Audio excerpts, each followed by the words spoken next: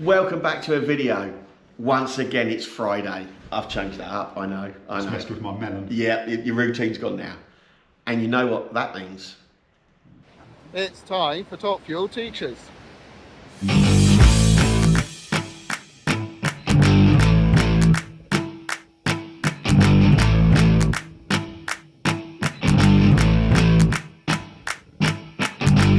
So in this video, as you've seen, we've got the stock car stripped back to just a frame.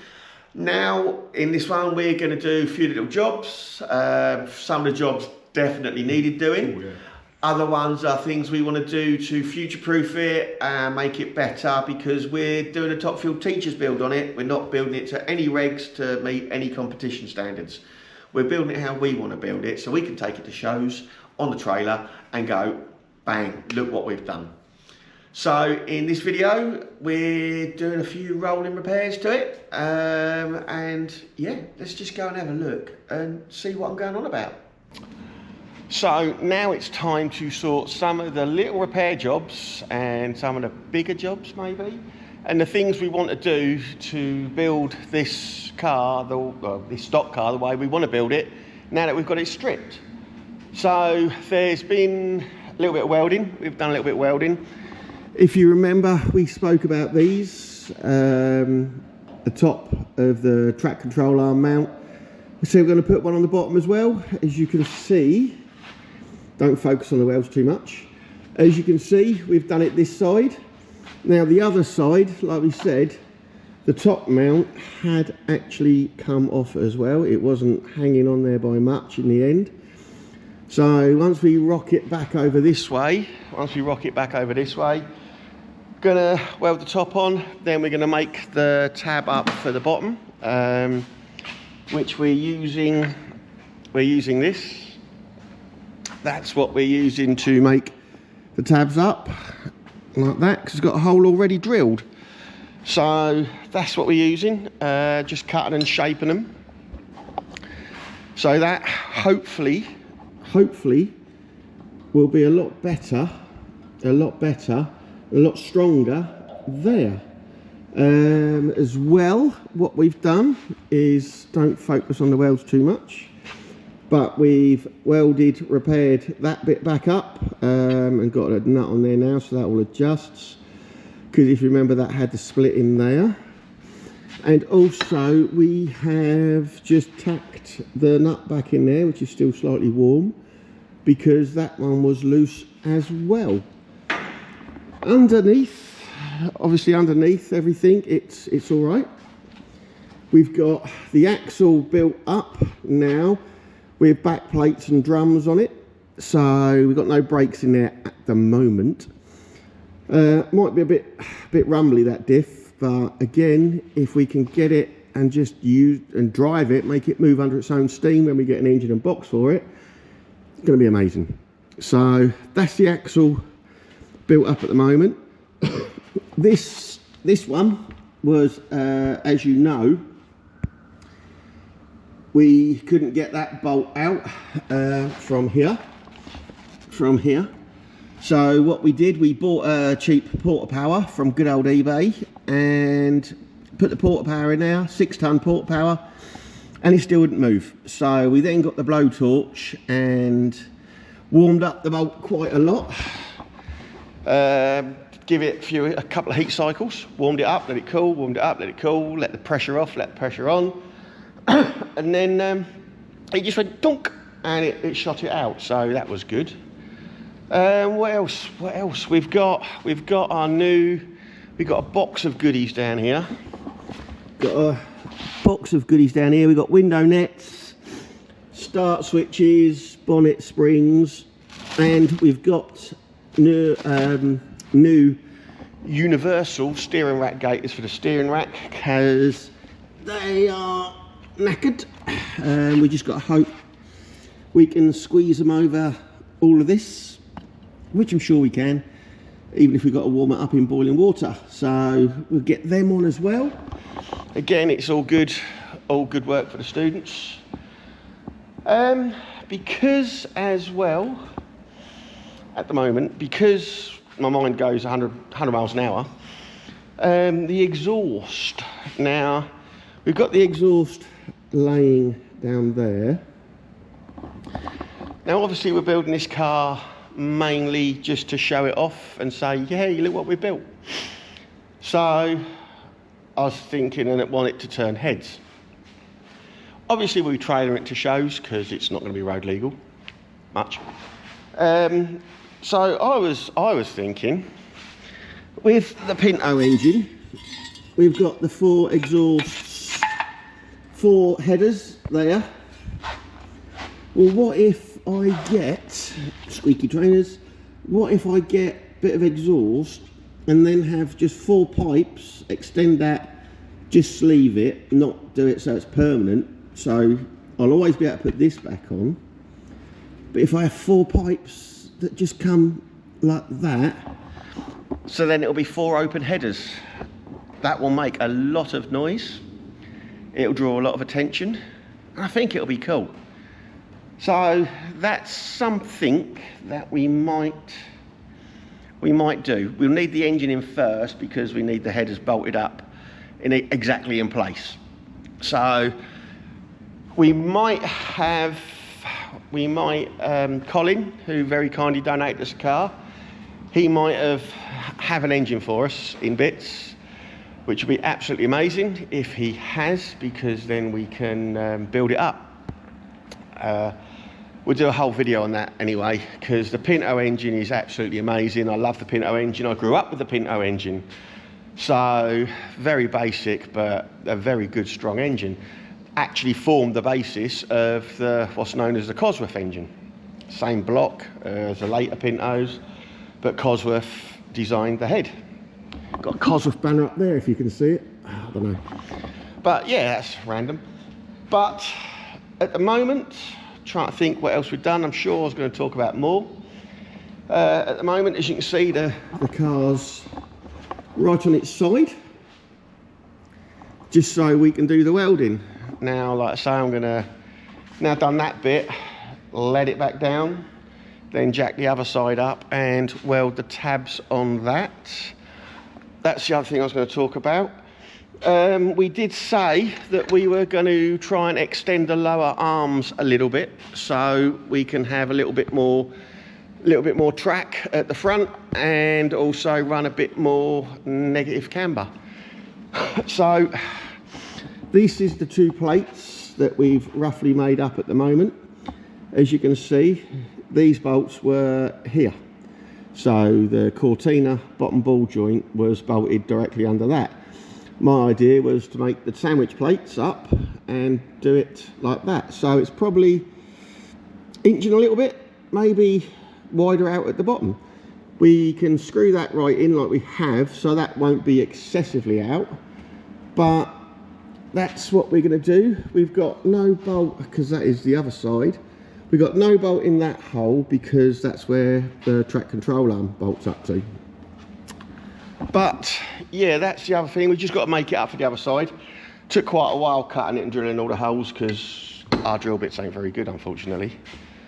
But yes, so welded, extended, welded for this section of the video.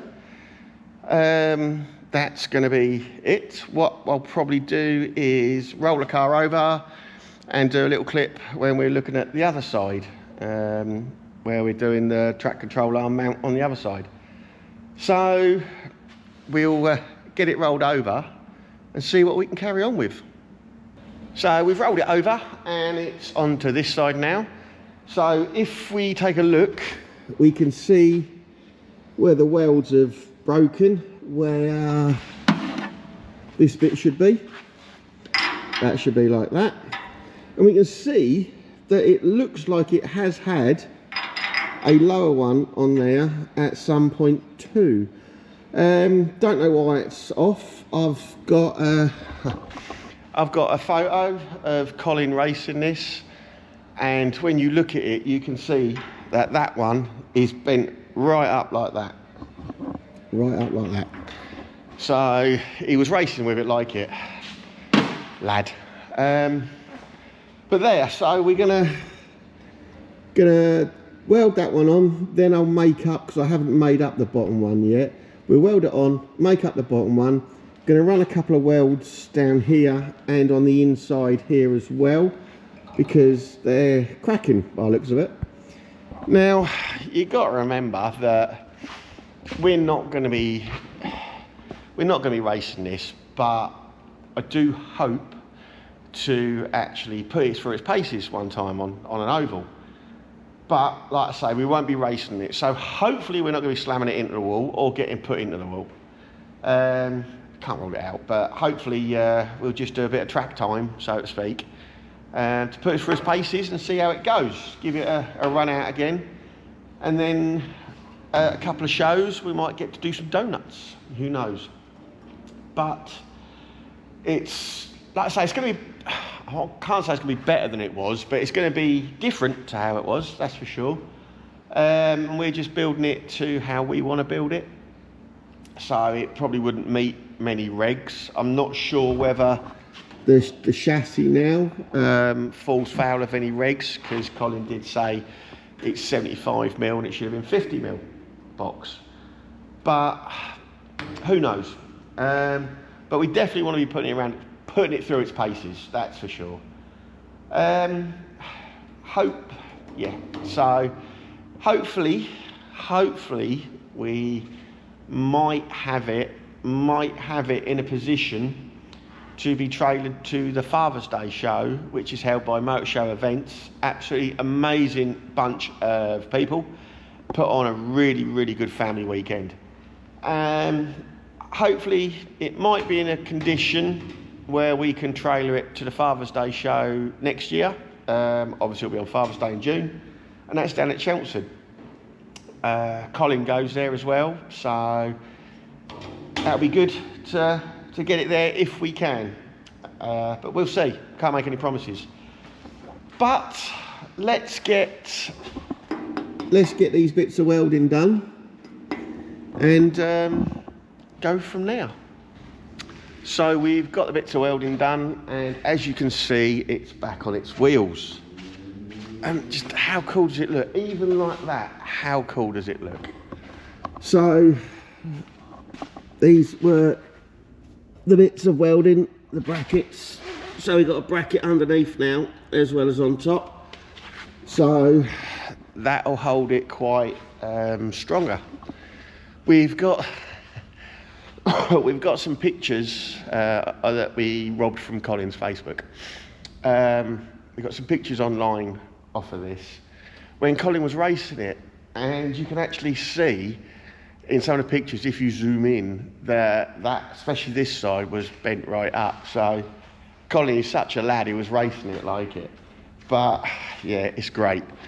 Like I said, you can see now that we've got this one welded back on, because this one was off, and we've got the bottom bit on as well. Our lengthening of the lower arms with a sandwich plate type thing, that seemed to have worked actually, on both sides. That seemed to have worked, and that's give us a bit more track at the front. And also the camber now on this wheel is very minimal positive camber. As we're turning left, a bit of positive camber on that is not going to hurt, it'll probably even benefit us. So loads of little things, but we still have got some adjustment on the lower arm. We've got the rose joint there, so we can still adjust the lower arm out a bit. It's all adjustable. What we've done, especially here, as you can see, we've put the brackets in quite wide. That's to allow the rose joint a bit of movement, and what we'll do is we'll work it all out on ride height, how it sits, and we'll just space that above and below the rose joint. That way it will still have the movement it needs, and it's not going to foul the brackets, so that's all good. Also, what we've been doing, we've done a little bit of work on the bulkhead. I don't know if you can see them here. We've actually put our, it's about a 5 or 6 mil thick metal bracket down there. So the master cylinder now bolts to that, just not the aluminium bulkhead. So hopefully there's going to be no flex there when we have to brake, if we brake. We all know the saying. So there's that as well. That's another little job we've done. That one there. These are the bolts holding the master cylinder, and that's the operating rod. What else we've done? We've been working on fabricating the dashboard. Obviously there we're going to have holes for our rev counter, battery cut-off and ignition switches, I reckon. We still in the design stage really, because we don't know where we're going to put the battery. These didn't run alternators. Colin reckons there's not a lot of room to run an alternator. Because this is going to be more of a show than race car, I really want to run an alternator on it. So when we get an engine and we get it in there, we will be seeing if we can somehow still have an alternator on there somewhere. If we can get an alternator on it, then we will run a small motorsport battery. That's all it needs. There's no other electrics on it, no lights, no heaters, no nothing like that. So we'll run a small motorsport battery, and I think we'll run that in here. This was an empty void, this little bit here. Fuel tank sat just there, but we'll have a little bit of an empty void here. So I might run the battery in here and have this panel so that comes off like the other side. And then obviously run just the charging system, charging wires back to the starter motor and all of that. So that'll be good. As you can see, we've got a nice bit of negative camber on the outside front wheel, like that. Another thing we are looking at right now, what we're looking at is we're doing a little bit of research, more research online, and obviously the other axle over there, just that axle there, had a 4, should have been 5, I'm sure it should have been 5, but had a 4-bar setup on it, 4-link setup. Now I was looking at putting that sort of 4-link setup on this so that we can run coilovers, not leaf springs. These are the bars, the dog bones that come off of the 4-link setup, and they're in there like that and went to the chassis on the kit car. As you can see, they're not a very long dog bone. So I was a little bit concerned because this is new to us. We know about the links, the setups, but obviously building one is new to us. But looking at it, I was a little bit concerned that would be a long link. But looking at it, there's some really long links on some of the cars. Colin's new one has a link, bottom arm comes up to about here. Up to about here, I think. So might not be out there totally off the cards. So we'll be looking at that because we have got some metal we could make some links up with, then just put some bushes on the end. So that will be obviously something we'll be looking into. But I'd like to run it because it's a little bit more modern suspension, a little bit more tunability with it, other than an old leaf spring. Other things what we'll be looking at, the next job we'll be tackling, like I say, is the dashboard in there. But also what I'd like to try and do is, oh look, I'm framed. What I'd like to try and do is sort something out with the steering column and get that through. Now this again was out of the kit car. If you look, that bracket just here is not square, it's off centre slightly. So we want it coming through, central through there and not off on an angle. So through there, I keep not pointing through there. So we'll have to cut that bracket off and re-weld it. Now the welder's great, so that's perfect.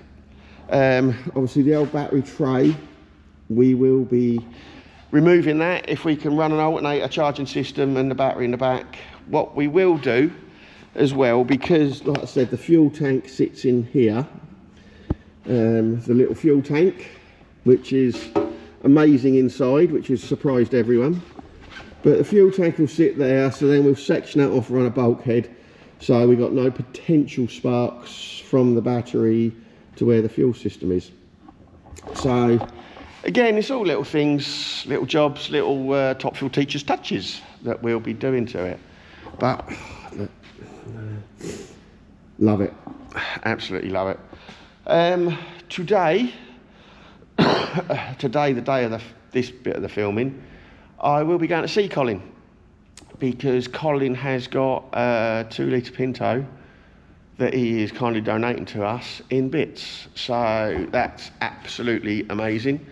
When I started my mechanical career, 2-litre, well, Pinto engines were very, very, very common. So I was rebuilding them daily, more or less. You know, not that they needed a lot of rebuilding, because they're quite a strong engine.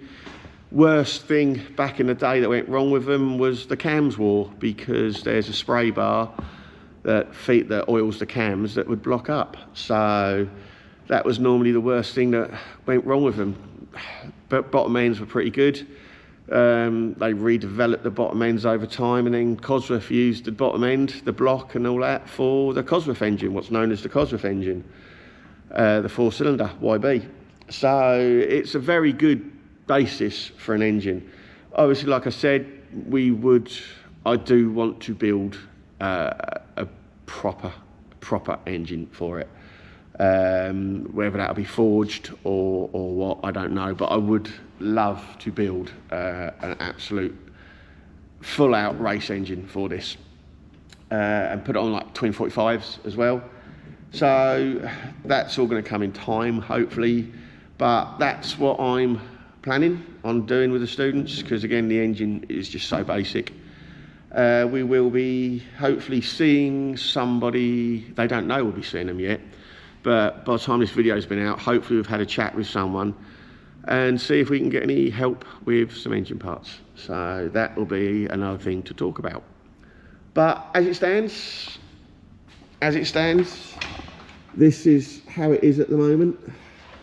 We're obviously going to look at running that axle with a 5-link setup. Won't use them bars, they're too short.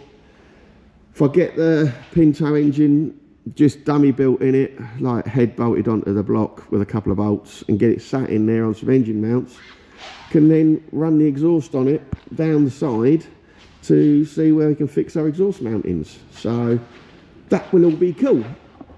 So for this little clip, I don't know whether I'll add more to this video. If it gets too boring, too long, I don't know if I'll add more to this video, or I don't know if we'll carry on in another video in the series of the classic stock car build. So who knows? Stay tuned and you'll see. So last clip in this video now, I promise. What we're going to do is just finish off talking about the steering, like what we were saying in the last clip, I think. As you can see, we've got the column cable tied at the moment in place where it comes through the bulkhead there.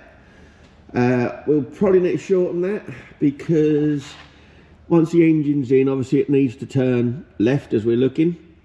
Then it will mount here on possibly a rose joint, so I'll have a UJ to mount there, and then another section to come down onto the pinion. So that's how that looks under the bonnet. Inside, we've got it coming in the cab quite a way. I just dummied the seat back in. Because I wanted to try and get a comfortable position for me being sat in it and the steering wheel. Obviously, you don't want it being too close to your legs. I've got quite long legs, because if you do get a bit of oppie lock on, if you do, the back does go out, you don't want to be banging your legs with your steering, when you're steering, so you can't put the input in properly. So we've got a quick release little bit there. We need to weld it onto the column, and eBay's costing us a fortune again. We got a stock car steering wheel and that's the quick release bracket for the back. Seen these wheels on quite a few of the videos, and actually quite like the wheels. So we got that. Yeah. So that we cut the mount off. We cut the mount off like we said. The mount is here. Bit agricultural. It's been cut and shut a few times. Whether I'll use that mount or whether I will fabricate our own one, I don't know yet. A lot of these that I've been looking at actually don't use an outer column. See, this is the inner column, as you can see, and that turns in this. Well, a lot of them, they just use a rose joint, and the inner column goes through a rose joint. That's something we'll look at as well. Like I say, it's all we're finding out what we do. You know, we've not done this before. We haven't got to meet any regulations, like I said, so we got a bit more of a free rein on it.